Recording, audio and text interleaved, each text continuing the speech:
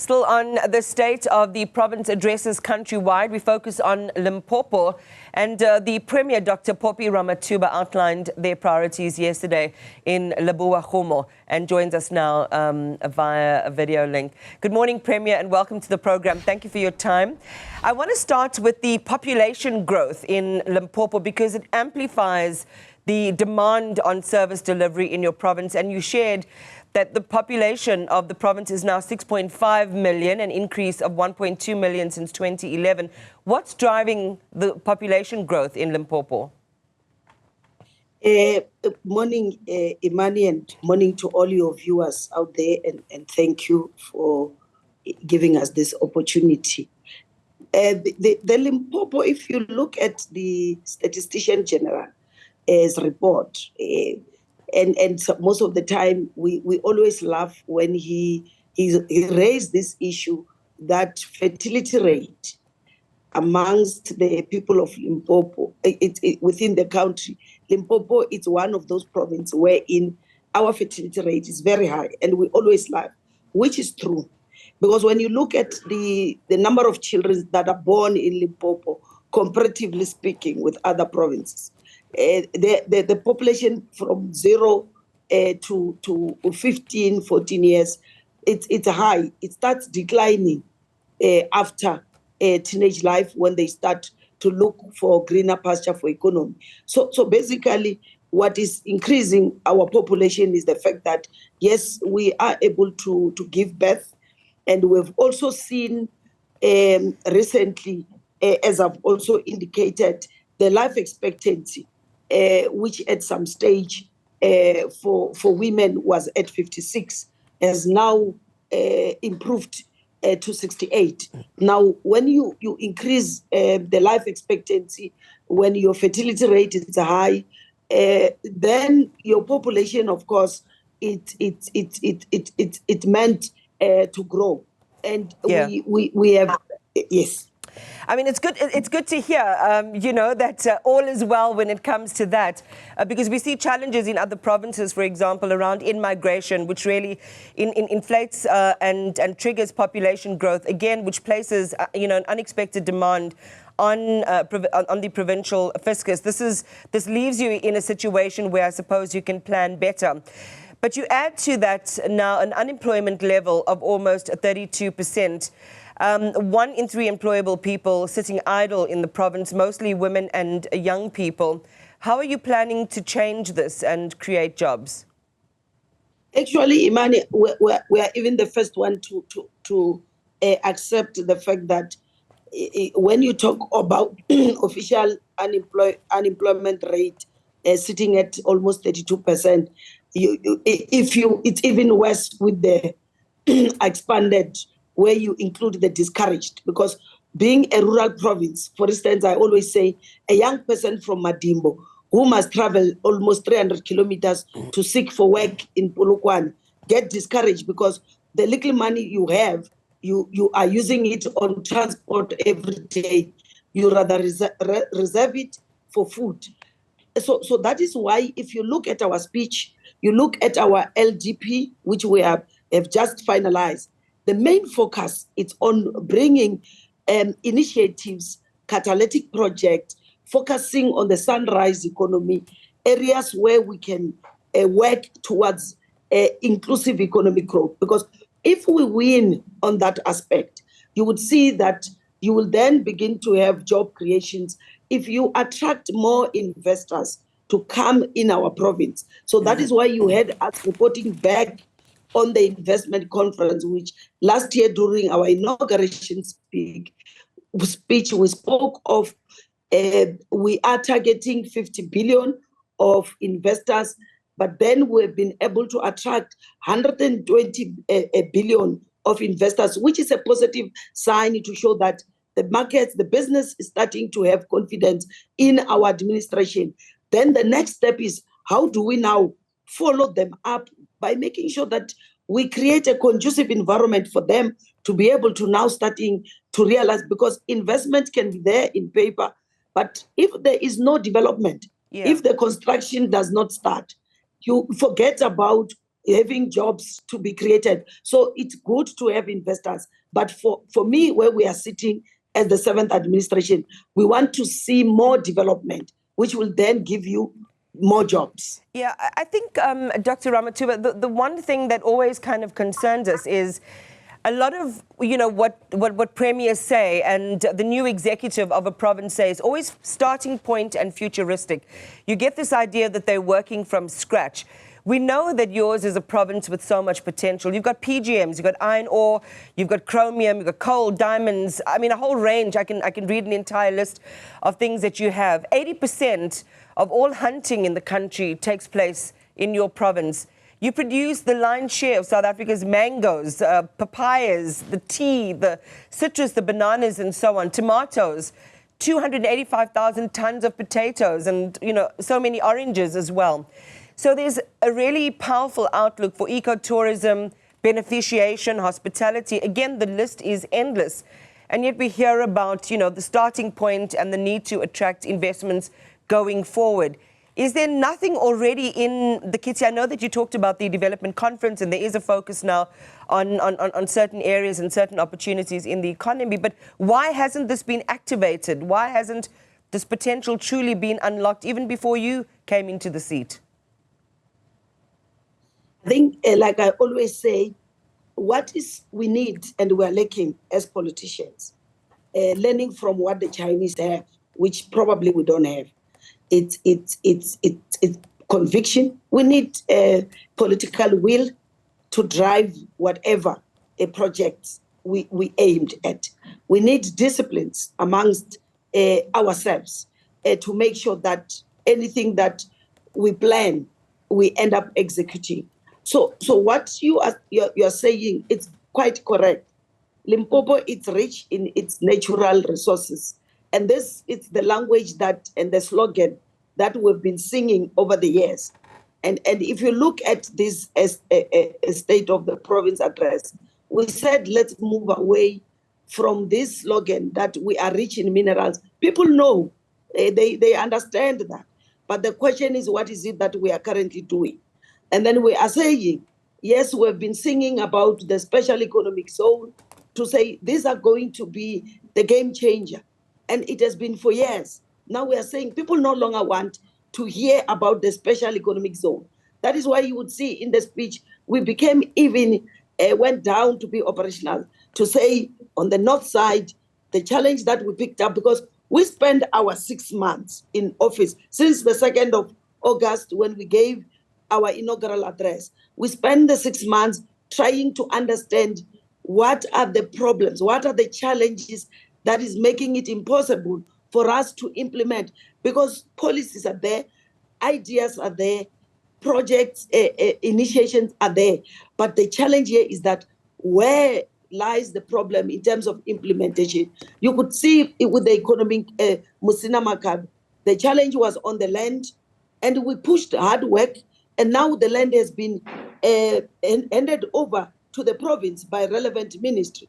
Now the next step is to say to the council for Musina, you would have heard me giving them a directive to say, we are expecting you to meet tomorrow, which is Friday.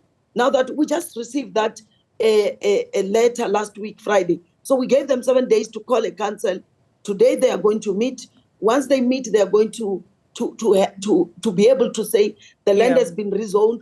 It has been moved from agricultural, now it's an industrial land. Now we expect the SEZ to start to see the daylight. The same with Fitaho Mutubat. We are now working with the minister. So like I've said to you, we have all these plans. The commitments are there, pledges are there, but we are the ones who are the cause. Government, municipalities, our entity, towards making sure that business start to thrive. As the president always say, where is the bottleneck? Where are the challenges? It's us where you are an official, you receive a file for you, whether it's an EIA, for you to be able to assist that business person, you take forever. So this is what our focus as the 7th administration would be, following up on behalf of investors. This is why we are saying, come to Limpopo. You invest in Limpopo, you struggle with water, come to the Premier. she will then be able to unlock that water. It's a problem of road. Come to the Premier. That's Premier, what we're saying. if I may come in there, I mean, I'm fascinated by a couple of things that you're saying, and I do appreciate the frankness with which you self-evaluate and evaluate the executive there. But again, you know, when we talk about we need to learn from the Chinese, and then you shared a list with me around conviction, political will, and discipline. I mean, surely we don't need to learn that from the Chinese. And if, as you say, it's political will that's standing in the way, then maybe all the politicians should get out of the way. And unfortunately, it cannot be in that way. Maybe you need to understand when I said a political will. I mean that individual who is holding that political position, because it will not be correct to say it's the politics that must get away. Look at in Limpopo, the ANC is the majority. We're the ruling party, and if you go and look at our manifesto for the 7th administration, when we were campaigning for the 29th of May, that manifesto, you and I agree that if it's implemented in its totality, there is in no way we won't achieve what we've promised our people. And that's what people want. From number one on inclusive economic growth and job creation up to the last one, you would understand that all the 6 priorities, it's what we all need as South Africans across different political parties. Hence, I'm saying the challenge is those individual. Sometimes I come in instead of having that particular political will of driving the manifesto that has been able to deploy me. So I needed to clarify that it's individual. Hence, I'm saying the 7th administration, all my 10 MECs, together with our entities and myself, we are committing to say we are going to be guided by our Limpopo development plan, which is in line with a medium-term development plan as approved by the cabinet, and also driven by the manifesto of the ruling party. So that's what we are committing to the people of Limpopo for the next 5 years. Well, let's come to the way that people move, because it's a really important artery when it comes to business. And this relates to the road network. We've seen a number of complaints about, dilapidated roads. And we're talking about some of the major road networks in the province. What can you tell, the farmers, the business people, the residents in Limpopo about improving and upgrading infrastructure? There have been promises made before, and they're still waiting for delivery. Yeah, Imani, I'll still refer back to 2nd of August. We raised our challenges of roads and water. And on roads, we were specific to say we've done a diagnosis. We realized that in terms of our just over 21,000 kilometer road network in the province, the total of 13,600 kilometers are neither tarred nor paved. Then you are only having just over 6,000, just 500 that are tarred. And even the 6,500, there are a number of them which are unfortunately have got a lot of potholes. You know the story. But with the 13,500, the biggest challenge was that being gravel road, they are not even maintained. We have not been looking after them. That is why you hear everybody demanding a tar road, because if the very same gravel you have, if it's not maintained, then you think the quicker way is to get a tar. And tarred, we did also an analysis to say we might require over 150 billion to tar all of them. And when we go back and look at our fiscus, our annual budget, it's just over 80 billion. So that is when we came with that initiative, you understand, of building internal capacity within our public works, roads and infrastructure, where we have been able to procure and deliver through Treasury RT tender more than 300 yellow fleets, which started to do the work, even employ around 160 operators started to regravel. It's unfortunate that nature was on our side this time around. When we prayed very hard for the rains, they become there was flooding and reversed most of the work that we had done, even those roads that we have started. If you listen to the speech, we then dedicated a paragraph directing the MEC for Public Works, Roads and Infrastructure to not alone, together with the collective of the infrastructure cluster. They are now currently with the process of repairing those roads. Like today, I was supposed to be with them in somewhere in Mogalakwena, where we are putting up a bridge because kids, that village has been cut off. The kids can't go to school. So that is urgent. We are now working on those where farmers somewhere around Tabazimbi are cut off from town. We had to take food for them. The priority will be on those roads. While in the meantime, an entire plan is currently being developed to analyze all our roads to say, so many in the past 5 years, people have got letters that has promised that this road will be built and the road was not built.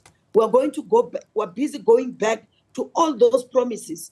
Yes, Rome was not built in one day. And I can tell you, Imani, we are not going to fix all these roads in 1 year. But however, my experience is simple. Once the community A sees that community B, the road, we have started to fix it.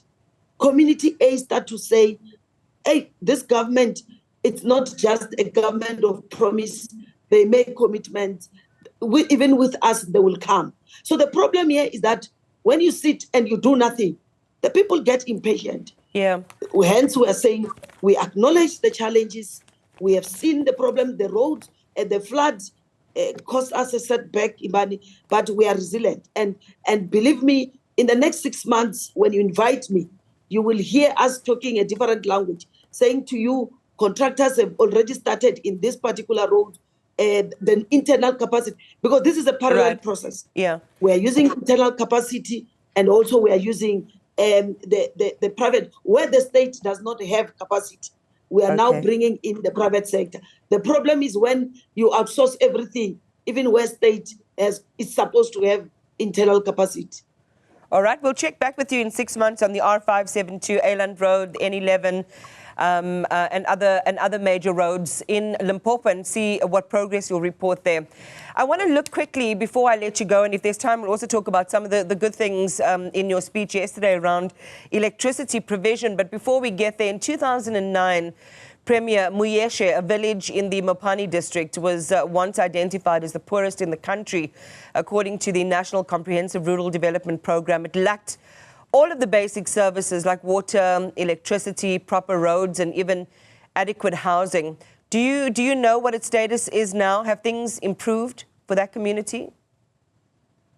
Yes, I can confirm to you that during the 6th and the 5th administration, interventions were done in those villages. We are not yet where we want to be, but we are working on that. You would understand, as I've said to you, 6 months ago, ours was to analyze all the challenges that were faced, all the commitments, especially that were made by the national government. Because if you remember, Muyeshe, it was one of the projects that was pronounced by the former state president to say this is one area which was going to be setting an example to how rural development can be, where we're going to be empowering our women there, rural women, young people, and also accelerating service delivery. So yes, I can confirm that there were infrastructure developments that were initiated. Some infrastructure were completed, others were not. But equally, we're saying this is an area which we will continue to improve. What is important but is that 15 years, though, Premier, 15 years, as you say, it was set aside as an example of where there could be this market growth and an example of rural development. But it's 15 years, and you're saying It's not where it needs to be. There's still work that needs to be done there. It's small village. Like I'm saying, Imani, we are the first one to accept where things did not happen the way we want it to happen. Let me give you an example.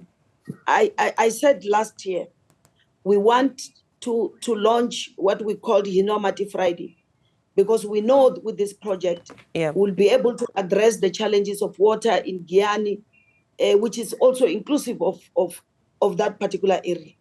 But the project, even though we have launched it, it has not give me the desired results that we wanted. But that doesn't mean that we are failures. That simply means that this is a setback, because you need to spend most of your time analyzing the problem. Okay. Because if you do that, you will then be able to come up with the solution. I got to leave it there, Premier. I got to leave it there because we're out of time.